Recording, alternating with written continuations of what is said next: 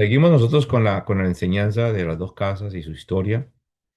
La semana pasada terminábamos y dimos un detalle sobre la casa del sur, que fue llevada por Babilonia y después fue regresada en el reinado de Ciro el ungido de Yahweh, así se llama Isaías, y, y comenzaron la construcción y todo eso, ¿no? Entonces hoy nos vamos a enfocar en la casa del norte, o la casa de Israel, o la casa de José, o se conoce a Efraín, entonces la casa de Jacob. Y es bueno que nosotros entendamos que cada que sale estas informaciones se está refiriendo al mismo, ¿no? El reino del norte, cuya Samaria era su capital, Samaria.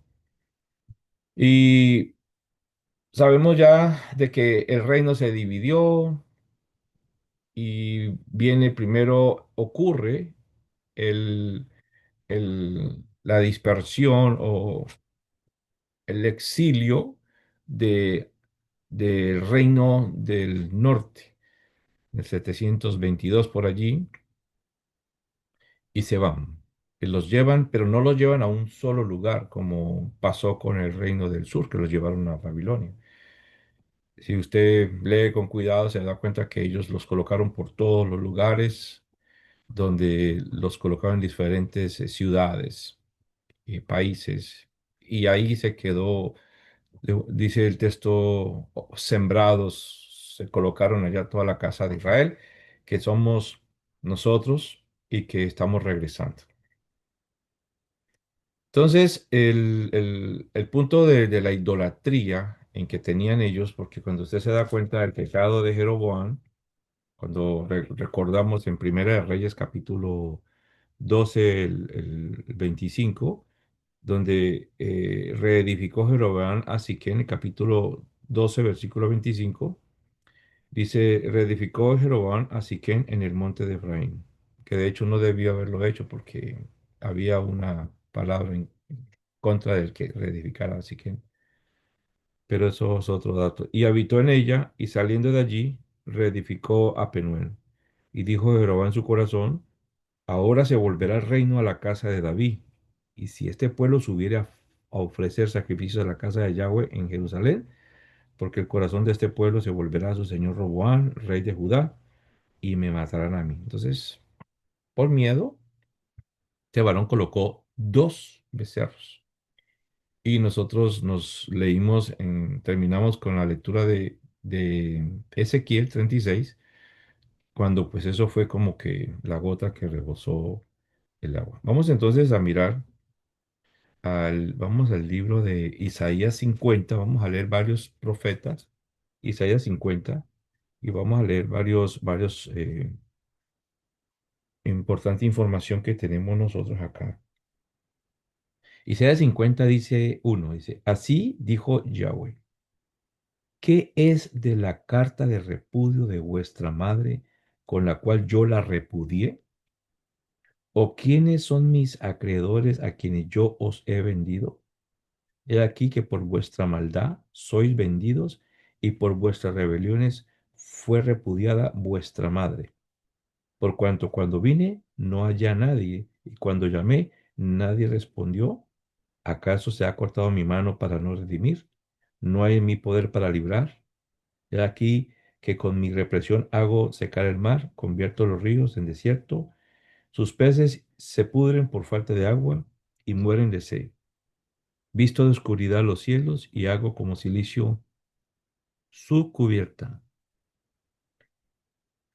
El Señor me dio lengua de sabios para hablar palabras al cansado. Dice: despertará mañana tras mañana y despertará mi oído para que oiga como los sabios. Yahweh el Adón me abrió el oído y yo no fui rebelde ni me volví atrás. Di mi cuerpo a los heridores y mis mejillas a los que me mesaban la barba, no escondí mi rostro de injurias y de disputos. Él da carta de divorcio. Vamos ¿por qué da carta de divorcio? Porque él era un esposo. Vamos a Jeremías 31. En Jeremías 31, 32.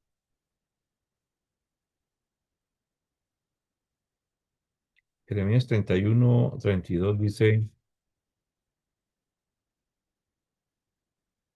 cuando leemos desde el comienzo, dice, del 31, 31, dice, he aquí vienen días, dice Yahweh, en los cuales haré un nuevo pacto con la casa de Israel y con la casa de Yahudá. No como el pacto que hice con sus padres el día que los tomé de su mano para sacarlos de la tierra de Egipto, porque ellos invalidaron mi pacto, aunque yo fui un marido para ellos, dice Yahweh. Hasta ahí vamos a ver ese texto bíblico que fue un marido para ellos. Oseas es un profeta muy dirigido hacia la casa de Israel, al reino del norte. El matrimonio de Oseas ilustra una infidelidad, un repudio y una restauración de Israel. Nosotros podemos ver, y sería bueno que usted lo lea, que Oseas, su nombre significa Oshia, que significa salvación. Se identifica como, si usted lo lee, el hijo de Berí. No se sabe nada más acerca del profeta, aparte de las cosas que podemos nosotros mirar en el mismo libro, pero se ve claro que este Oseas era natural de Israel, no de Judá, y que profetizó a su propia nación por sus numerosas referencias a Israel y a Efraín, cuando él le estaba hablando prácticamente al reino del norte y a Samaria. O sea, en otras palabras, fue el profeta que se levantó para hablar el reino del norte. Eh, Tenía mucha preocupación por la corrupción espiritual, moral, política, social de Israel. Entonces, este ministerio de este profeta Oseas fue dado al reino del norte y prácticamente el que continúa con eso es Amós, que ese es un profeta de Judá que profetizó a Israel. Esa pequeña información después usted puede buscarlo. Vamos a leer Oseas, que entonces Oseas nos va a ubicar más o menos qué es lo que está sucediendo con Israel. Ya conocemos la situación. Israel se dejó envolver por toda esta situación que Jeroboam eh, hizo dos becerros de oro. Si nosotros sabemos el pecado más bravo que ha tenido Israel es acerca del becerro, allá en el monte de Sinaí. Y por ese becerro prácticamente se le dio una oportunidad porque Moisés quebró las tablas, ¿no? Ahora vuelve y sube Moshe y se le dan otras tablas. Vemos acá nosotros de que es importante que nosotros miremos cuando vemos profetas que son dirigidos así tan directo a Israel. Vamos a leer. Palabra de Yahweh que vino a Oseas, hijo de Berí, en días de Usías, Jotán, Acaz, Ezequías, reyes de Judá, y en días de Jeroboam. ¿Eh? ¿Cómo va cuadrando todo? Hijo de Joás, rey de Israel. El principio de la palabra de Yahweh por medio de Oseas, dijo Yahweh a Oseas, ve, tómate una mujer fornicaria e hijos de fornicación, porque la tierra fornica, apartándose de Yahweh. Fue pues y tomó a Gomer, hija de Diblaim, la cual concibió y dio a luz un hijo, y dice un hijo, y le dijo Yahweh, ponle por nombre Jezreel, porque aquí a poco yo castigaré la casa de Jehú por causa de la sangre de Jezreel, y haré cesar el reino de la casa de Israel, y en aquel día quebraré yo el arco de Israel en el valle de Jezreel. Concibió ella otra vez y dio a luz una hija. Y le dijo Elohim, ponle por nombre Lo Ruamá. Mire todos los nombres y cómo conecta. Dice, porque no me compadeceré más de la casa de Israel, sino que los quitaré del todo. Mas de la Judá tendré misericordia y los salvaré por Yahweh su Elohim. y no los salvaré con arco, ni con espada, ni con batalla, ni con caballos, ni jinetes. Después de haber detestado a lo Ruamá, concibió y dio a luz un hijo, y dijo: "Oh Dios, Elohim, ponle por nombre Loamí, porque vosotros no sois mi pueblo, ni yo seré vuestro Elohim. Con todo será el número de los hijos de Israel como la arena del mar".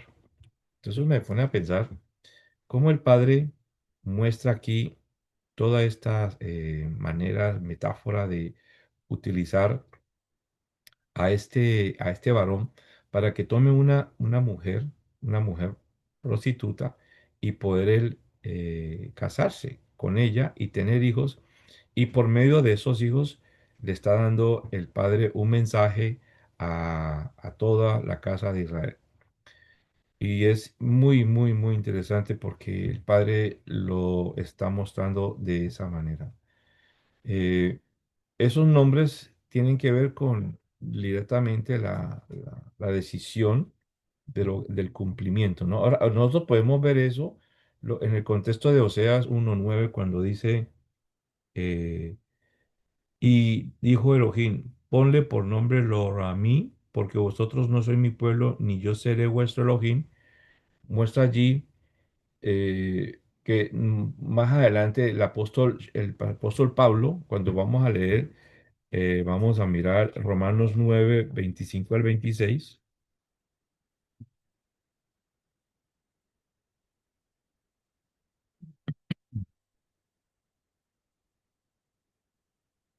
Romanos 9:25 al 26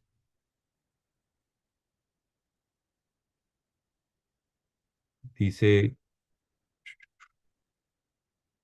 "Como también en Oseas dice, ¿no? Como también en Oseas dice: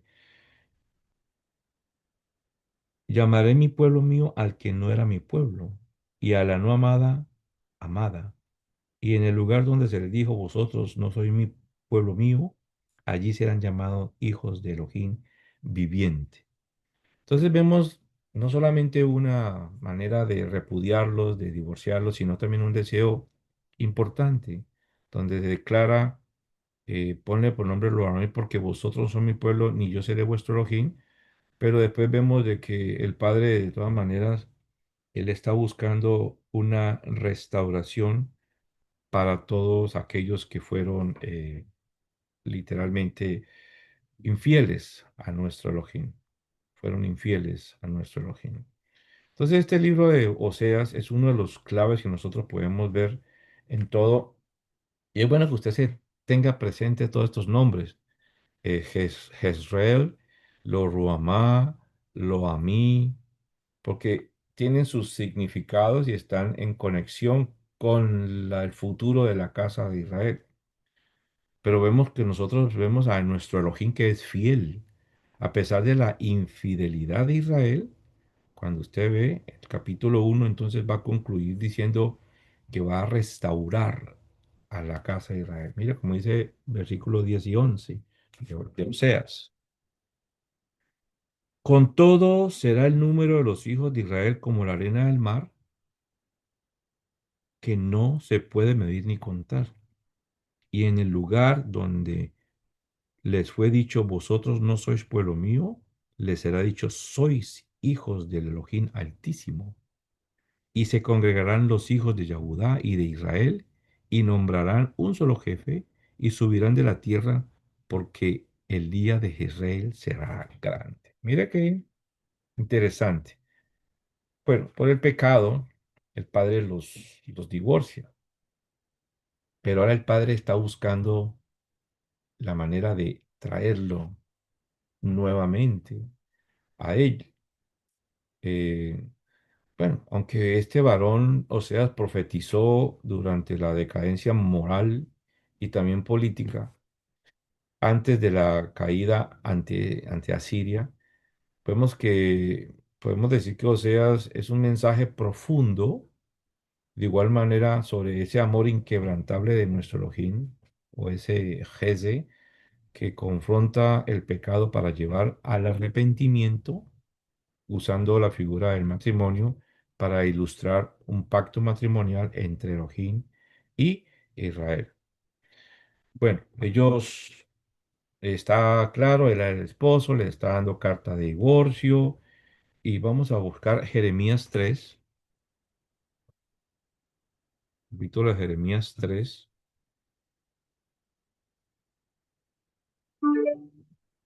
Jeremías 3 vamos a leer. Hay muchos textos, yo he cogido unos cuantos textos nomás. Jeremías 3, vamos a leer 6 al 14. Me dijo Yahweh en días de rey Josías, ¿has visto lo que ha hecho la rebelde Israel? Ella se va sobre todo monte alto y debajo de todo árbol frondoso y allí fornica. Y dije, después de hacer todo esto, se volverá a mí, pero no se volvió. Y lo vio su hermana la rebelde, Judá.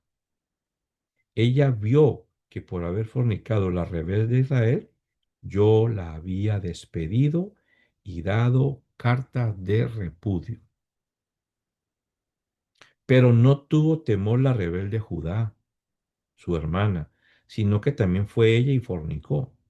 Y sucedió que por juzgar ella cosa liviana, su fornicación, la tierra fue contaminada y adulteró con la piedra y con el leño. Con todo esto, su hermana, la rebelde Judá, no se volvió a mí de todo corazón, sino fingidamente, dice Yahweh. Y tremendo, ¿no? Y me dijo Yahweh, ¿ha resultado justa la rebelde Israel en comparación con la desleal Judá? Mire qué horrible la manera como el pueblo le da la espalda a Yahweh.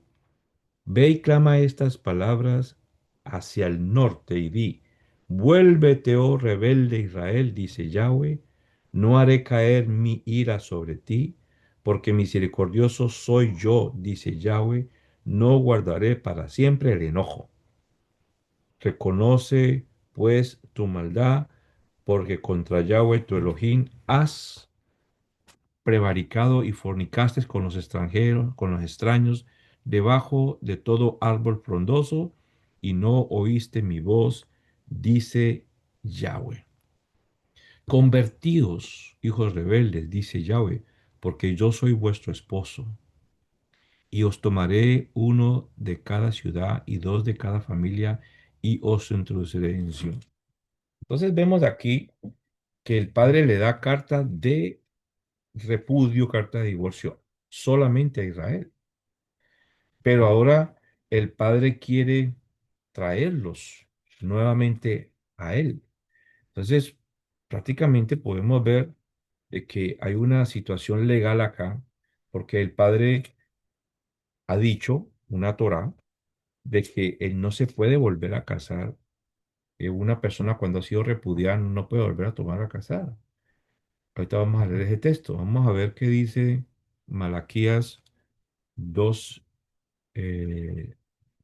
no sé si es 2 6 yo creo, o 2:16, a ver. Malaquías 2 no, 16. Porque Yahweh, Elohim de Israel, ha dicho que él aborrece el repudio y al que cubre iniquidad su vestido. Dijo Yahweh de los ejércitos, guardaos pues en vuestro espíritu y no seáis desleales. Vemos de que hay una y otra vez acusación sobre esta deslealtad. Lo hemos visto en el libro de Jeremías, que acabamos de leer ahora.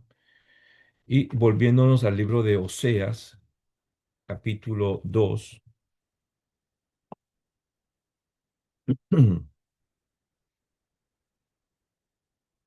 Oseas 2, vamos a leer el texto del 2 al 5. Dice, vamos a leer desde el 1. Decir a vuestros hermanos, a mí y a vuestras hermanas, Ruhamá, contendé con vuestra madre, contendé, porque ella no es mi mujer, ni yo su marido. Aparte pues sus fornicaciones de su rostro y sus adulterios de entre sus pechos. No sea que yo la despoje y desnude, la ponga como el día en que nació, la haga como un desierto, la deje como tierra seca y la mate de sed. Pues dice, ni tendré misericordia de sus hijos, porque son hijos de prostitución, porque su madre se prostituyó, la que los dio a luz se deshonró, porque dijo, iré tras mis amantes, que me dan pan y mi agua, y mi lana y mi lino, mi aceite y mi bebida. Vemos acá una situación bastante sucia, de acuerdo a lo que el padre pues ha establecido, que andemos no en idolatría, y el pueblo cada vez se mete más en idolatría y el padre más lo repudia. Pero hay un texto, no estoy mal, si es en Devarim, Deuteronomio,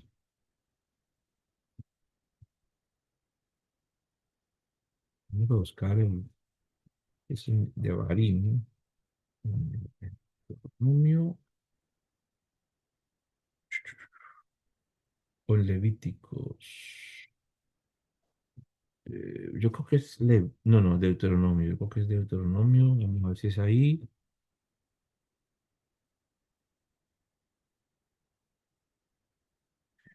Eh, sí, Deuteronomio 24, vemos la situación que está pasando, porque es cierto que el padre las divorcia. Legalmente, él quiere volver a traer nuevamente por su amor y porque él le había dado esa bendición cuando Jacob trajo a sus dos nietos que se convirtieron en hijos. Él les dio la bendición de la multiplicación, como la arena del mar. O sea, iban a ser demasiados, que esa bendición venía de Abraham, Isaac, Jacob, y fue pasada a Efraín, que sus descendencias se multiplicarían como peces en medio del mar. Entonces ahora, eso es algo profético que tenía que ser movido por alguna manera. Y fue exactamente por la deslealtad que tuvieron contra Yahweh y la idolatría, que se fueron por todas las naciones y se multiplicaron, ¿eh? Dice que se proliferarán como peces en medio de la tierra. O sea, y cuando usted se acuerda de la bendición, cuando los primeros estudios que saltaba la de José, que se saltaba por encima y se extendía. Entonces, ahora estamos aquí en este periodo donde el Padre toma profetas para hablar acerca de la situación que formó Jeroboam con el pecado de los dos becerros. Y hay una completamente, vienen y los sacan al exilio a todos ellos, a Siria, ¿eh? Después de haberle hablado una y otra vez. Pero en Deuteronomio, el padre pues los divorcia, pero ahora los quiere volver a tomar. Dice, cuando alguno tomare mujer, estoy leyendo una Torah, una instrucción. Cuando alguno tomare mujer y se casare con ella, si no le agradare por haber hallado en ella alguna cosa indecente, le escribirá carta de divorcio y se la entregará en su mano y la despedirá de su casa. Y salida de su casa podrá ir a casarse con otro hombre. Pero si la aborreciese este último y la escribiere carta de divorcio y se la entregare a su mano y la despidiere de su casa, o si hubiere muerto el postrer hombre que la tomó por mujer, no podrá su primer marido que la despidió volverla a tomar para que sea su mujer después que fue envilecida, porque es abominación delante de Yahweh, y no has de pervertir la tierra que Yahweh tu Elohim te da por heredad. En otras palabras, mujer que ha sido repudiada ya no se podía volver a tomar, ella no se podía volver a casar hasta que su esposo primero muriera. Y él no podía, y tampoco él podía ir a tomarla así por así. Entonces se arma un problema legal, porque entonces ahora viene el deseo del Padre de traer a todas las personas de allá. Entonces vamos a ver ahora, entendemos el concepto del pecado y la idolatría, entendemos el concepto que hubieron muchos profetas que profetizaron contra ella, pero noten que no dan una fecha, no dicen van a estar 70 años en el exilio, no dicen nada. Para Judá sí, se le habló claramente de un tiempo que iban a estar allá y iban a regresar.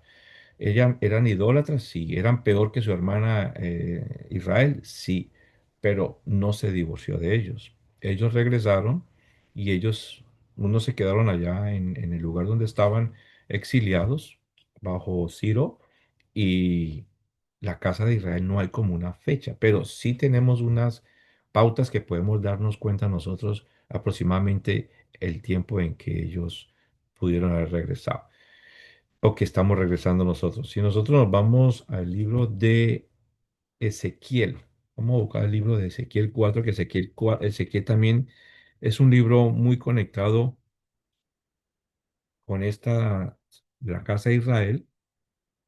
Vamos a leer el libro de Ezequiel 4. Esto que estoy diciendo yo es una, diría que unos datos importantes que es bueno considerar porque podemos estar viendo nosotros con nuestros ojos lo que está pasando. Cuando vamos a Ezequiel 4, vamos a ver, capítulo 4, capítulo 4, versículo 24. No, no, no tiene 24.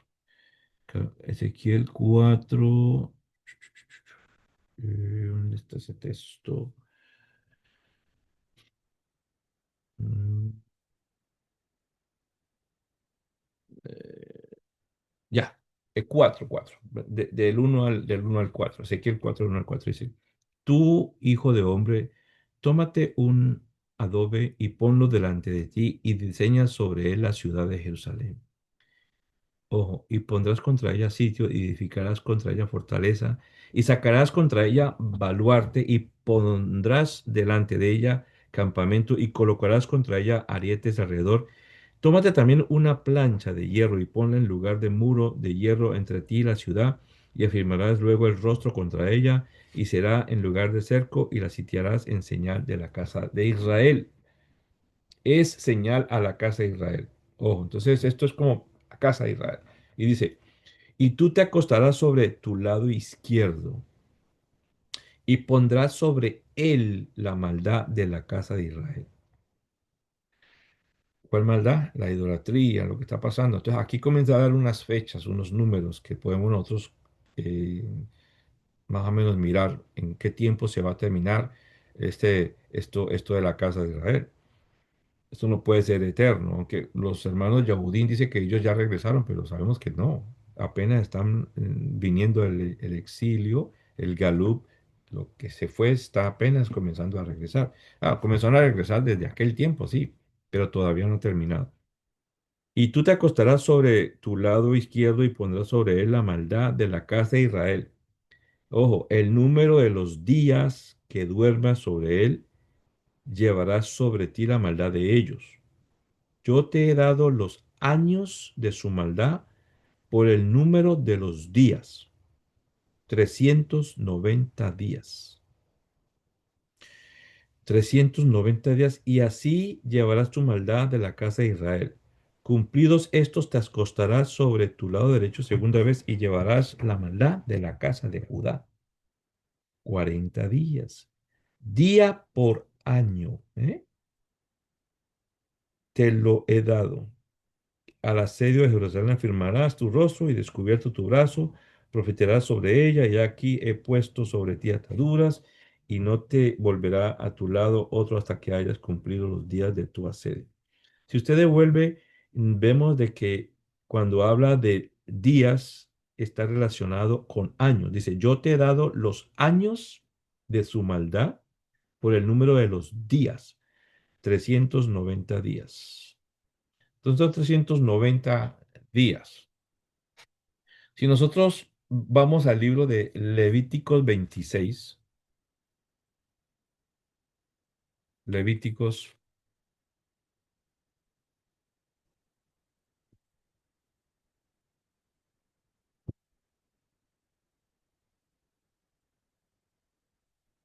estamos estudiando, ¿eh? Levíticos 26.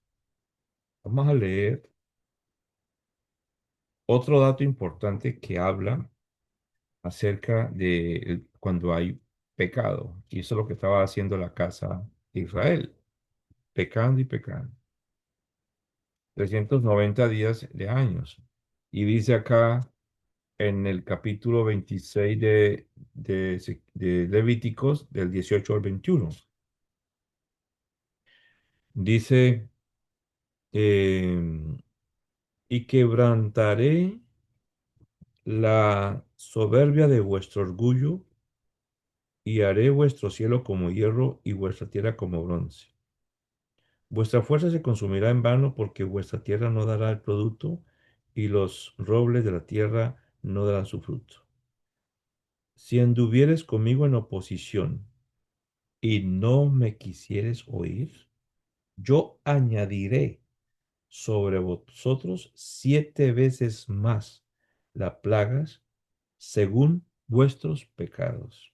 Y enviaré también contra vosotros bestias fieras que os arrebaten vuestros hijos y destruyan vuestro ganado y os reduzcan en número y vuestros caminos sean desiertos. Entonces tenemos dos números de producto del pecado y el producto de dejar de obedecer al Padre, y son 390 y 7 veces 390. Entonces, cuando usted multiplica 7 por 390 nos está dando un número que es donde termina el castigo para la casa de Israel.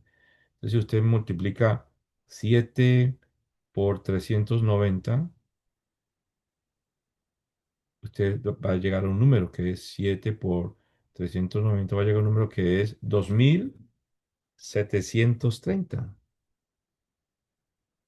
¿Sí? 2730.